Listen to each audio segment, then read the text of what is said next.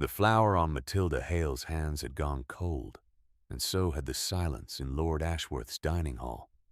She stood at the threshold between the kitchen corridor and the great room, a tray of rosemary-crusted game hens balanced on her forearm, heard the words before she saw the faces. "She means nothing." The voice belonged to the man at the head of the table. Lord Callum Ashworth, Alpha King of the Thornfield Pack, spoke to the 27 guests assembled for his Michaelmas dinner, with the same tone he used to settle territorial disputes. Flat, final, and utterly without feeling. "The cook is competent. That is the extent of my interest." His sister, Odette Ashworth, had asked the question that produced this answer. She sat at his right, her pearl choker catching candlelight, her smile carrying the precise satisfaction of a woman who had laid a trap and watched it close. Matilda could see her from the corridor's shadow. The angle of Odette's chin, the way her gloved fingers rested on the tablecloth as if she had just finished conducting an orchestra. "I only ask because the staff whisper," Odette said, lifting her wine glass. "They say you visit the kitchen at unusual hours, that you asked after her welfare when she had a cold last month. One does not wish the household to misunderstand."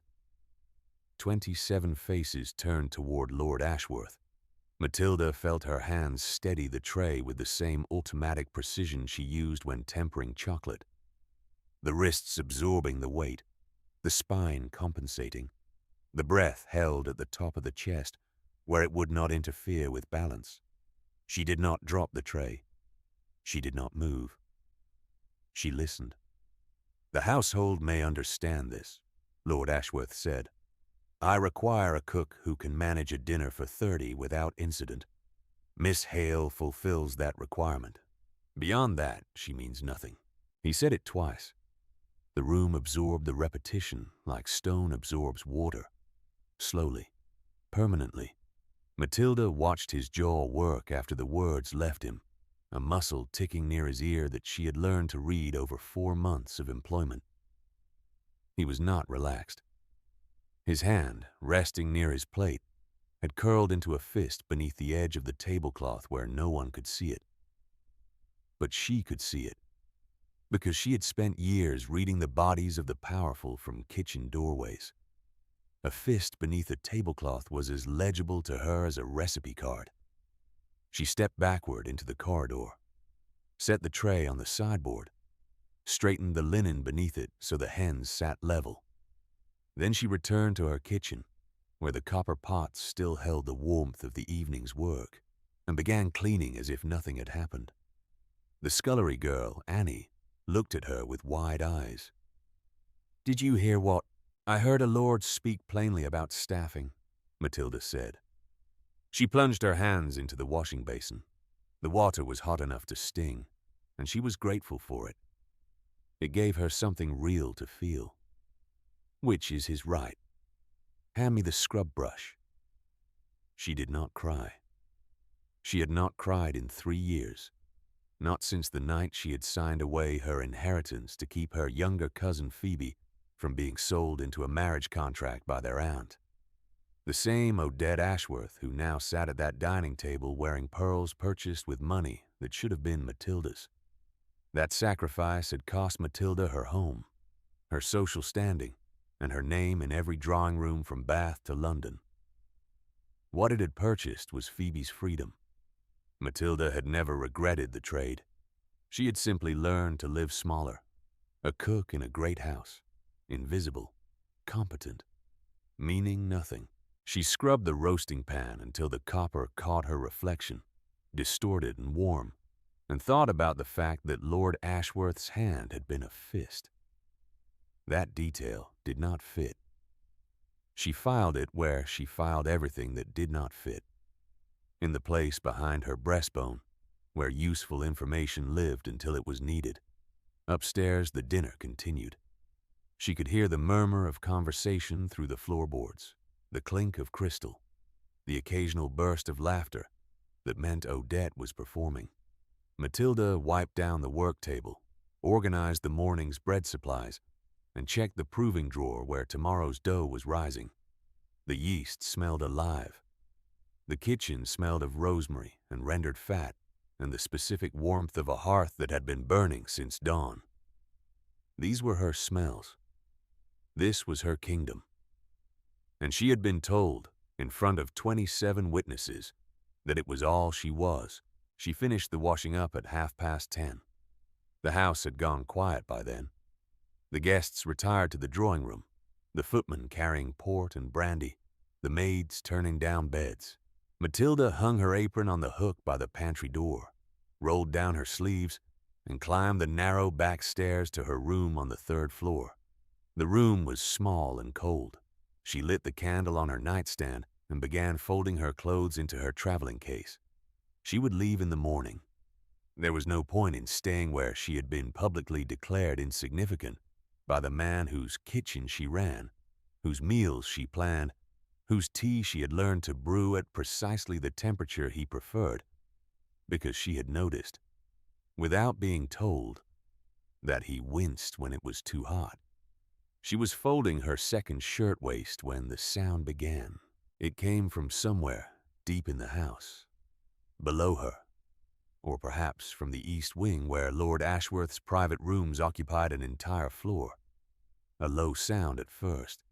She thought it was the wind finding a gap in the old stone, but it rose, and it did not stop rising. It climbed through the walls and the floorboards and the spaces between the plaster, and it was not wind. It was a howl, long and sustained and full of a grief so raw that Matilda's hands went still on the fabric. The sound pressed against her ribs like a palm. It vibrated in the glass of her window, in the water pitcher on her nightstand, in the thin wooden frame of her bed. She could feel it in the soles of her feet through the floorboards. A frequency that was lower than hearing, something that lived in the body rather than the ears. She sat on the edge of her bed. The candle flame shuddered. The howl did not stop. It changed. It dropped, became something more guttural, then rose again into a keen that sounded less like an animal and more like a man trying to speak through a throat that was no longer shaped for words. There was anguish in it, the kind of anguish that Matilda recognized from the nights after she had signed away her inheritance, when she had lain in a rented room above a chandler's shop and felt the weight of what she had chosen settle into her bones. She pressed her hand flat against the wall. The plaster was warm, not from the chimney. Her room was not near a chimney. Warm the way Lord Ashworth's hand had been warm the single time she had accidentally touched it while passing him a cup 3 months ago. A warmth that was wrong for the season, wrong for the hour, wrong for any human body she had ever known. She had filed that, too. A door opened somewhere below. Footsteps in the corridor. A voice she recognized. Mistress Elspeth Drummond, the Lord's aunt who lived in the West Wing and had opinions about everything. "He has never done that before," Mistress Drummond said to someone Matilda could not see.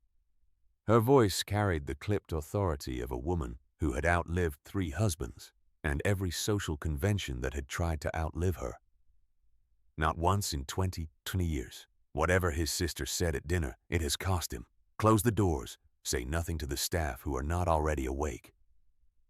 The howl came again. Matilda closed her traveling case and pushed it under the bed. She did not leave that night. In the morning, the kitchen was cold. Matilda arrived at 5, as she always did, and lit the ovens with the methodical care of someone who understood that bread does not wait for human feelings.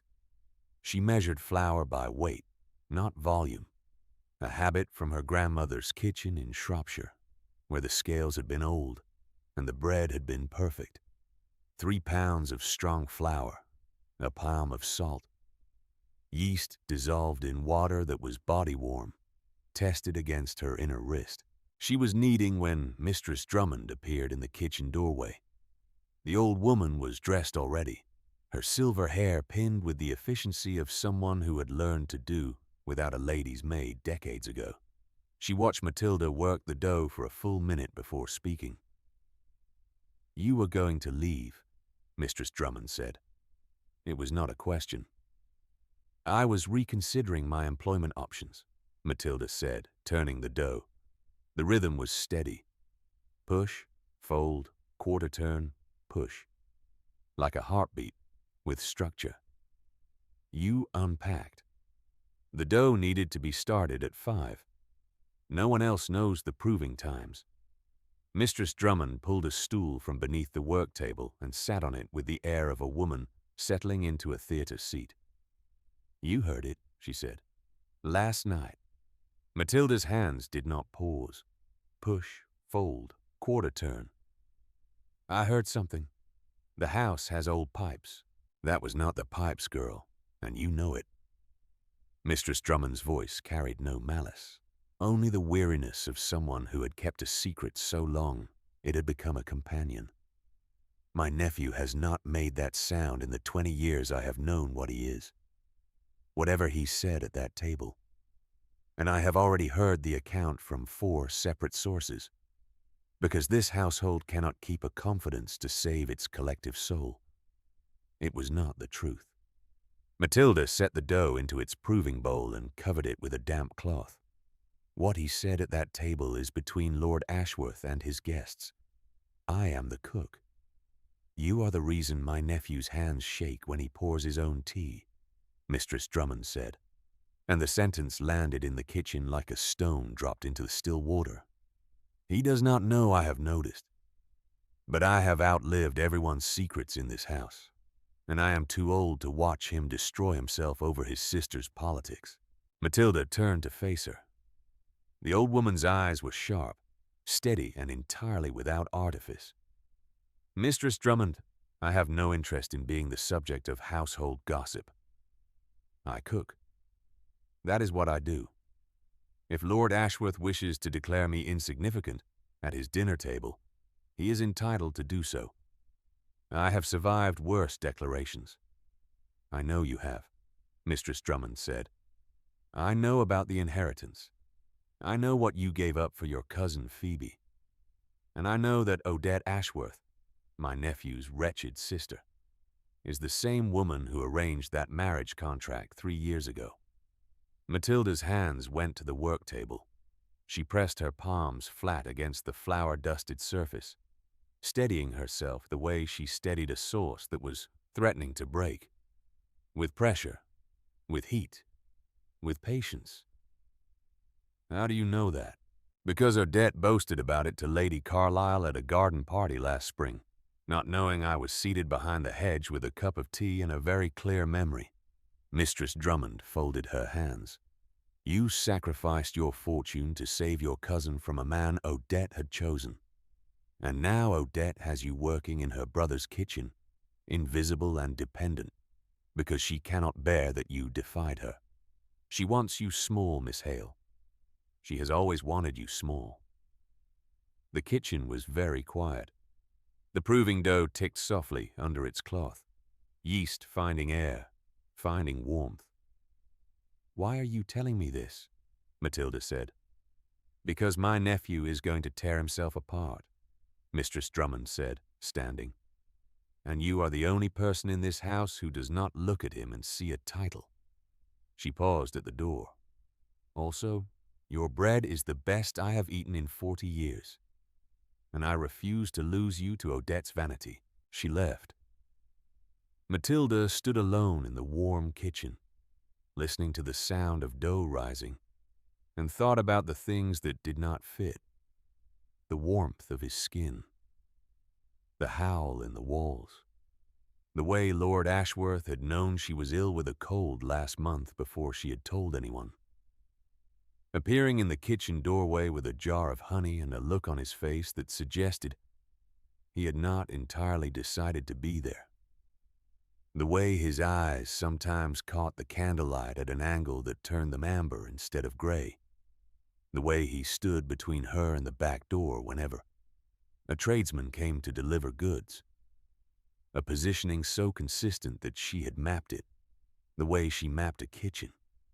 by instinct, by repetition, by the accumulated evidence of things observed. She shaped the first loaves and set them in their tins. Push, fold, quarter turn. The rhythm held her. Over the following days, the pattern of Lord Ashworth's behavior split into two distinct streams, and Matilda observed them both with the professional attention she brought to a soufflé. Watching for the moment the structure would hold or collapse, the man avoided her. He took his meals in his study. He redirected his path when he heard her in the corridor. He sent messages through the housekeeper, rather than speaking to her directly, as he had done for months. Those brief kitchen visits where he would lean against the doorframe and ask what she was making, his voice carrying a quality she had never been able to name. Something between curiosity and hunger that had nothing to do with food. But something else in him did not cooperate. She found a wool blanket folded outside her door on a cold morning, with no note. She asked the housekeeper, who looked puzzled. She asked Annie, who shrugged. The blanket smelled of pine and something wild and warm that she had come to associate with the east wing of the house. One evening she was carrying a heavy stock pot across the kitchen when the door swung open, and Lord Ashworth stood there. His eyes were not gray. They were gold, bright, unmistakable gold, and they were fixed on the stock pot with an intensity that suggested he was calculating its weight relative to her frame. He crossed the kitchen in 3 strides, took the pot from her hands, and set it on the stove. The transfer took perhaps 2 seconds. His fingers brushed hers, and the heat of his skin was like pressing her hand against a bread oven. Shocking, sustained, impossible. He looked at her. The gold faded from his eyes as if something inside him was being forcibly reined in. His teeth pressed together like a closing vice. He stepped back. "You should not carry that alone," he said, and his voice was rough, as if it had been dragged over gravel. "I have carried heavier," she said, "in kitchens with worse footing." He opened his mouth, closed it, left. She stood in the kitchen with the ghost of his warmth on her fingers and thought, 2 things live in that man, and they disagree. The next morning, she found a low growl vibrating through the kitchen floor when the butcher's assistant, a broad young man named Simmons, came to deliver the week's meat and stood too close to her while she inspected the cuts. The growl came from the study directly above, and it was not a sound any pipe or floorboard had ever made. Simmons heard it too. He moved away from her, pale, and did not stand close again. Odette Ashworth came to the kitchen that afternoon. She came the way she did everything, beautifully, precisely, with the efficiency of a blade concealed in silk. She stood in the doorway in a gown of dove-gray wool and looked at Matilda with the expression of a woman examining an insect she had already decided to crush. "I understand you are still employed," Odette said. "I understand you are still visiting," Matilda said, not looking up from the pastry she was rolling. Push, fold, quarter turn. The rhythm held. "My brother's words at dinner were clear. I would have thought a woman of your intelligence would take the hint." "I took the hint," Matilda said. "I also took the morning's bread order, the luncheon menu, and the stock inventory. If you require something from the kitchen, Mistress Ashworth, I am happy to assist. If you require something from me personally, I am afraid my schedule does not accommodate it." Odette's smile did not waver. "I have written to the Housekeepers' Guild," she said, as if mentioning the weather, "and to the employment registries in London and Bath. I have informed them that you were dismissed from this household for improper conduct with your employer. The letters went out this morning." Matilda's hands stopped on the pastry. The rolling pin rested on the dough, leaving a faint impression. She looked up. "That is a lie," she said, her voice level. It is a letter on Lord Ashworth's household stationery, bearing the household seal, which I have access to as his sister, and the manager of his social correspondence. Odette adjusted her glove. You will find that no reputable house in England will hire you after this week. You may, of course, appeal. But appeals require references, and references require someone willing to speak for a woman with your reputation. She left. The kitchen smelled of butter and cold fury. Matilda finished the pastry. She set it in the proving drawer. She washed her hands. She dried them on the cloth that hung from her apron string. Then she sat on the stool Mistress Drummond had used and pressed her palms together until the shaking stopped. 3 years ago, she had signed away a fortune to save Phoebe. She had not regretted it, but she had built something since. A skill, a reputation, a life made out of flour and timing and the respect of people who ate what she made. And Odette was taking that too. She was still sitting when the door opened and Lord Ashworth appeared. He looked like a man who had been told something terrible and was still absorbing the shape of it. His hair was disordered. His cravat was missing. His eyes were that shifting amber gold that she had catalogued 7 times now, without understanding. I have been told what my sister has done, he said. The words came through what sounded like a cage, controlled, effortful, as if something behind his voice was trying to speak louder. I will stop it. How? Matilda said. I will write to the registries myself. I will make clear the letters were fraudulent. I will... Your sister used your household seal, your stationery, your authority. Matilda stood. If you contradict those letters now, you contradict your own household. You make yourself look either duplicitous or foolish, and either way, the doubt sticks to me. A lord who defends his cook too vigorously after publicly declaring her insignificant. What do you imagine people will conclude? He stared at her. Something moved behind his eyes. Not gold this time, but something deeper. Something that understood strategy the way she understood it, through consequence and cost. Then what do you want me to do? He said. And the question was raw enough that she almost told him the truth. That she wanted him to have not said those words. That she wanted the impossible thing. Was for the man who had brought her honey when she was ill, and carried her stockpot when it was heavy to not be the same man who had told 27 people she meant nothing. I want you to let me handle it, she said instead. His jaw worked. The muscle near his ear jumped. Matilda. It was the first time he had used her Christian name. The sound of it in his mouth, low, careful as if he was holding something fragile, made her breath catch in a way she did not permit herself to examine. Let me handle it, she repeated. I have fed half the great houses in this county. I have kept their secrets while they ate my meals. I know who owes what to whom, and I know which debts are paid in silence and which are paid in public. Your sister cannot destroy a reputation that was built one kitchen at a time. He looked at her for a long moment. Then he nodded. It cost him.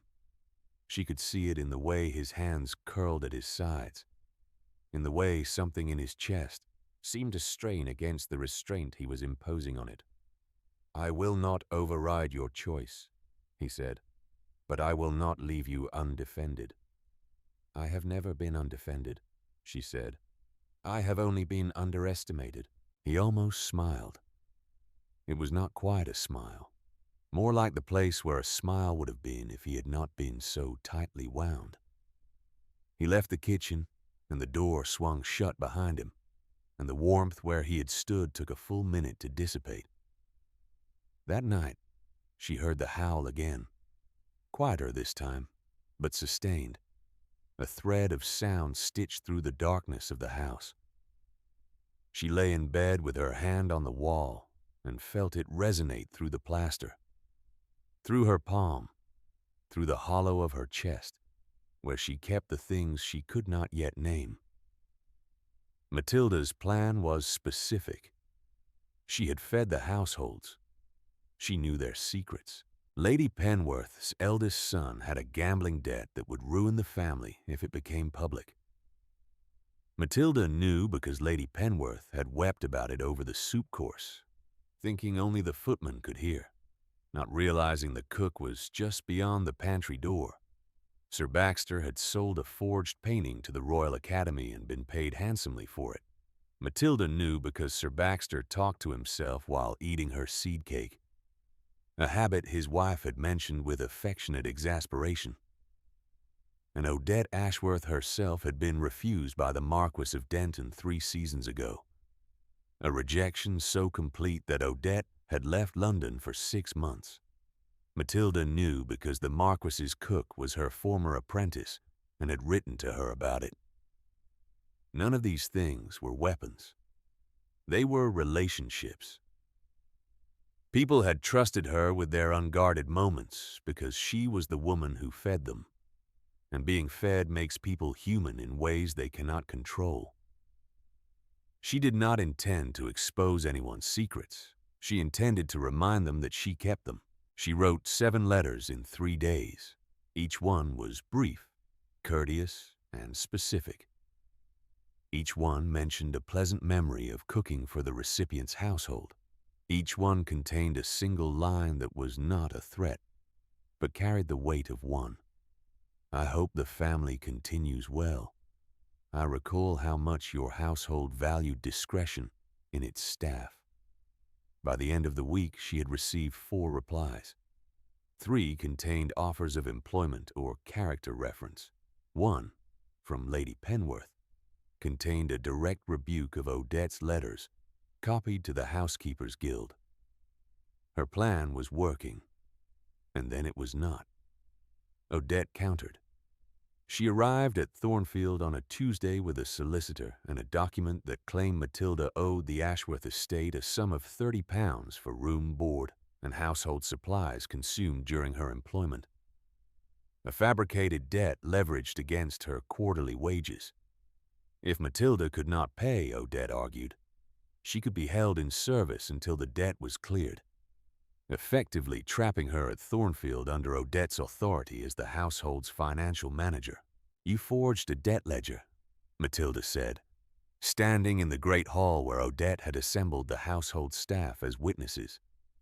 The same hall where Lord Ashworth had spoken those words at the Michaelmas dinner. Matilda's hands were steady.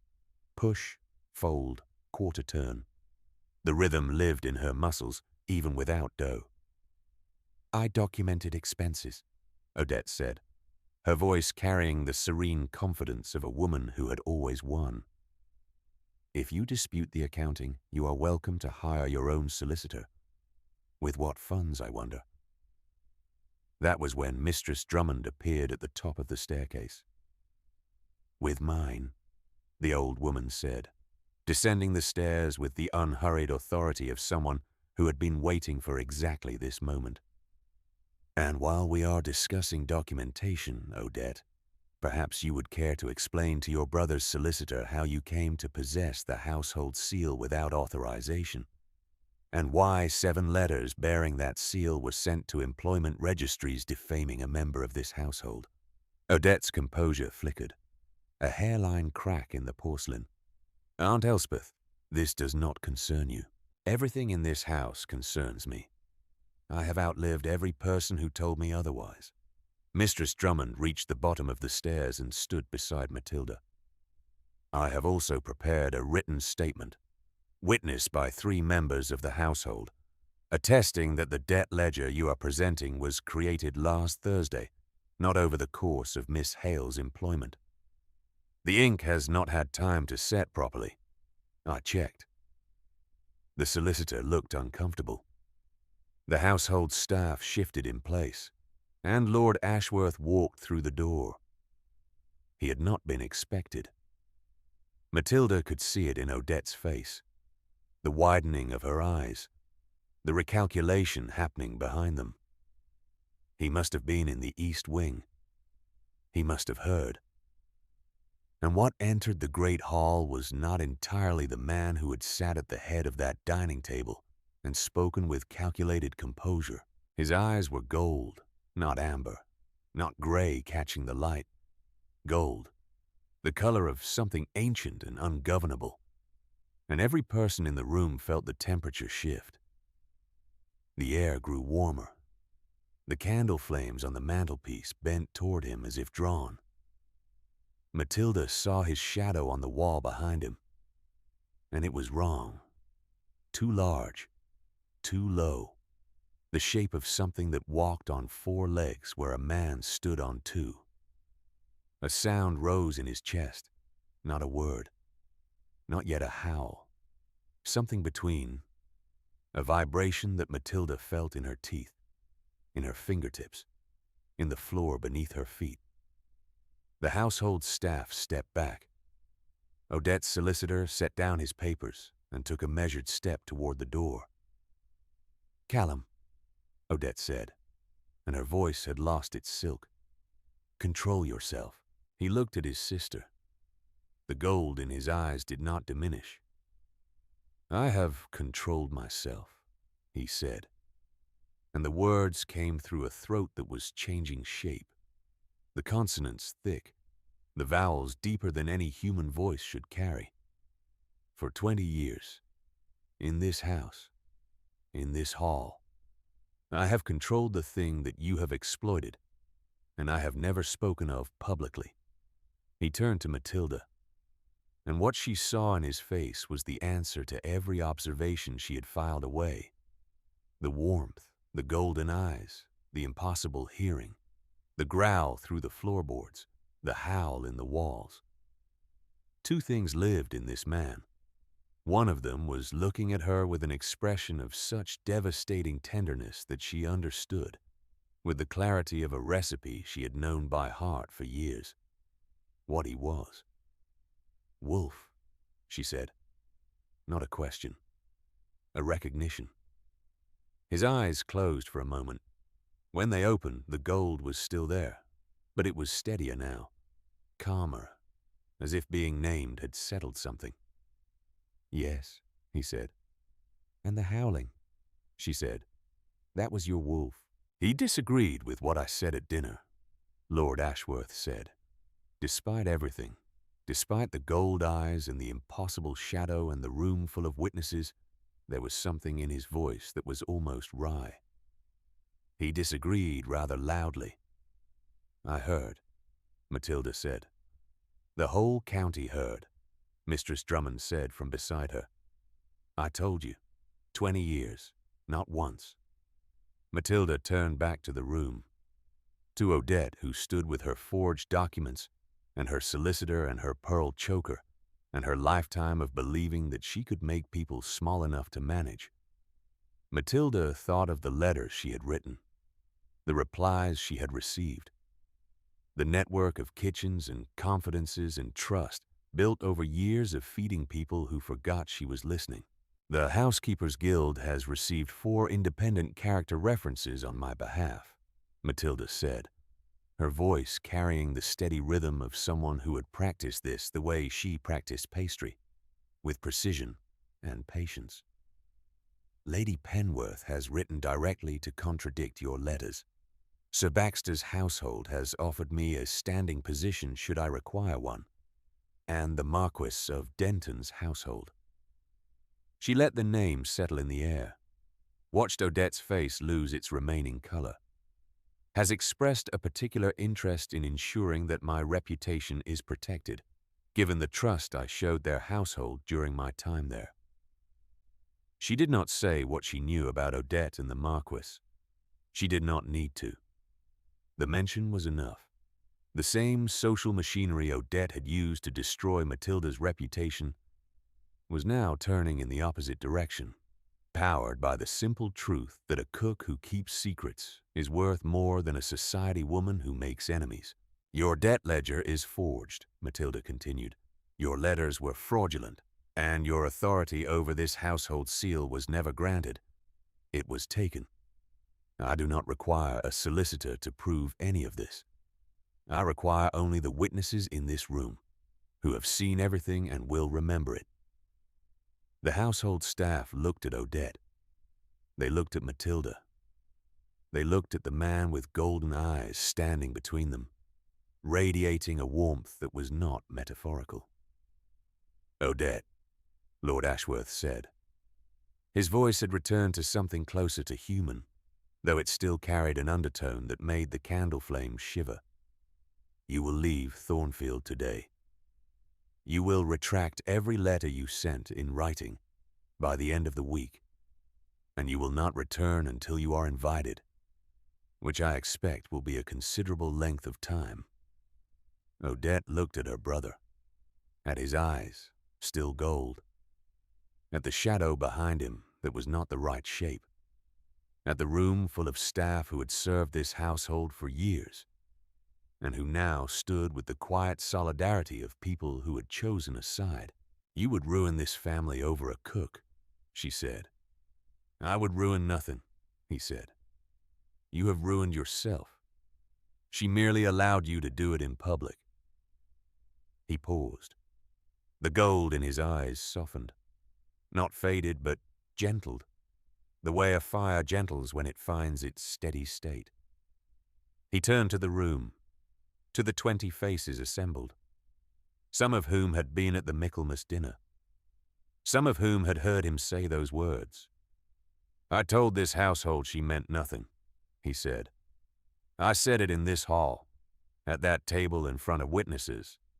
I said it because my sister had made her a political target, and I believed, wrongly, that distance would protect her." He looked at Matilda. "She is not nothing. She is everything. She is the mate my wolf recognized before I had the courage to speak, and the woman whose bread I would eat for the rest of my life. The person who defeated my sister with 7 letters and a lifetime of being underestimated."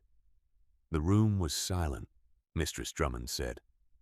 Finally, and sat down on the nearest chair with the satisfaction of a woman who had been waiting a very long time for a very stubborn man to say a very simple thing. Matilda looked at him, at the gold in his eyes, which was not frightening. It was the same warmth she had felt in his skin, in the blanket left at her door, in the howl that had pressed against her ribs like a hand reaching for something it could not touch. She thought of the inheritance she had signed away, the years of being small, the kitchens that had been her only kingdom. She thought of the dough rising in the proving drawer downstairs, which would need to be shaped within the hour. "Your wolf has terrible timing," she said. "I have bread to finish." He laughed. It was a real laugh, startled, warm, the kind of sound a man makes when he has forgotten he is allowed to. Several members of the household staff smiled. Mistress Drummond made a noise that might have been amusement, or might have been vindication. Odette left Thornfield that afternoon. Her solicitor followed an hour later, carrying documents that would not survive scrutiny. The retractions were sent by Friday.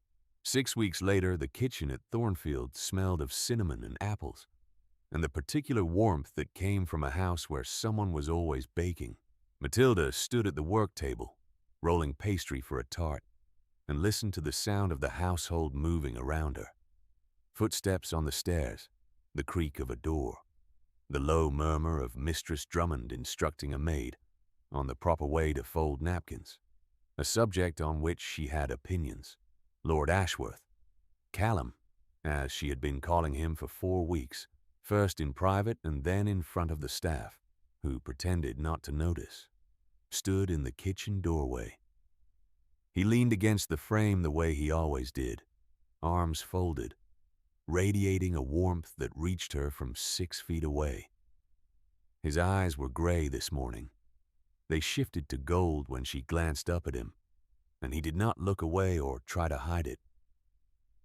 "You are staring," she said, not pausing her rolling. "My wolf is staring," he said. I am merely present.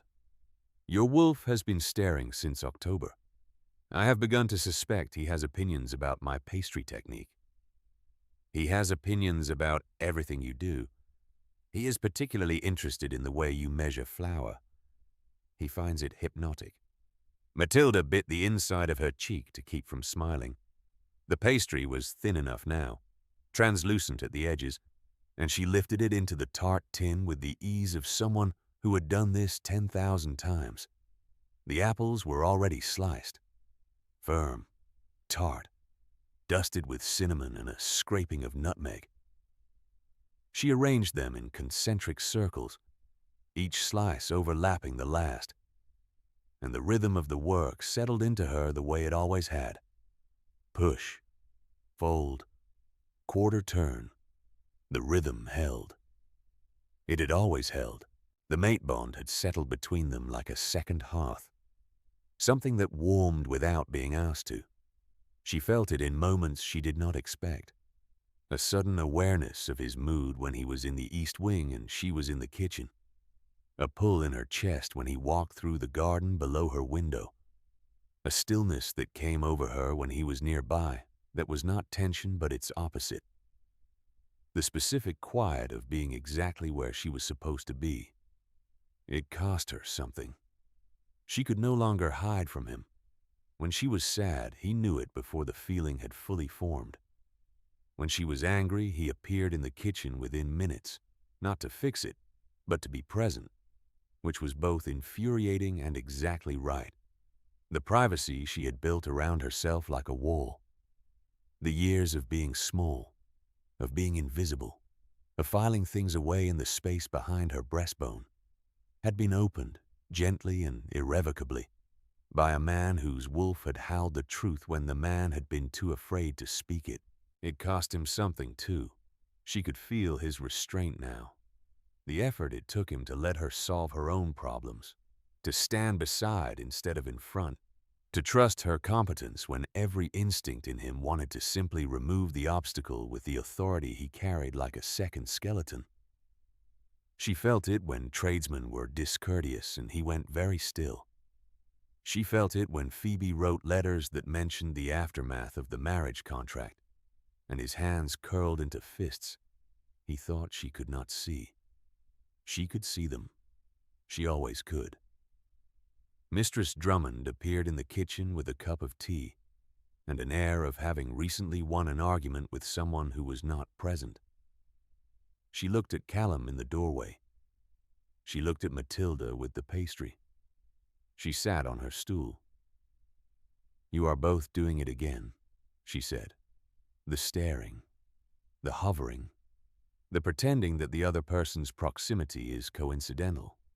I have seen more convincing performances from the barn cats. I am making a tart," Matilda said, "and he is making a spectacle of himself in that doorway. Callum, either come in and make yourself useful or go terrify someone who deserves it." He came in. He stood beside Matilda at the work table, close enough that she felt the warmth radiating from his skin through the sleeve of her dress, and neither of them moved away. She handed him a bowl of sugar without being asked. He measured it by sight. Too much. And she corrected him with a look. He adjusted. The sugar went into the tart. That evening, after the household had gone quiet and the fires had been banked, and Mistress Drummond had retired with her tea and her opinions, Matilda stood at her bedroom window and listened to the night. The garden below was silver in the moonlight. Somewhere in the house a door opened. The howl came, but it was different now. Not the anguished keen of the Michaelmas night, not the grief-torn sound that had pressed against her ribs and made her unpack her traveling case. This was lower, fuller, sustained. A sound that resonated in the walls and the floorboards and the glass of her window with a frequency that was warm instead of wounding. She pressed her hand to the wall. The plaster hummed. She left her room. She followed the sound down the corridor, down the stairs, through the kitchen where the tart sat cooling on the rack. into the garden where the cold air smelled of frost and rosemary, and the particular scent of pine and wildness that she now knew was him. He stood at the garden's edge where the lawn met the tree line, and the moonlight caught his eyes, gold, entirely gold, and the shape of him was not quite the shape of a man, but not yet the shape of something else. He was held between the two, and the howl came from the space where both things lived. He saw her. The sound softened, not stopped. It gentled, became something she felt in her chest, rather than heard with her ears. A vibration, like a purr scaled up to the size of a cathedral. "Your wolf is loud tonight," she said. He looked at her. The gold in his eyes was steady, warm, the color of hearth fire seen through honey. The garden was cold around them, but the air where he stood was not cold at all. When she stepped into it, she felt the warmth close around her, like a room she had always known. "He is happy," Callum said. "He is always loud when he is happy." She stood beside him at the edge of the garden, close enough to feel the heat of his skin through the night air, and the wolf's hum settled into the space between them, like bread rising, slow, warm, alive with the particular patience of something that had all the time in the world.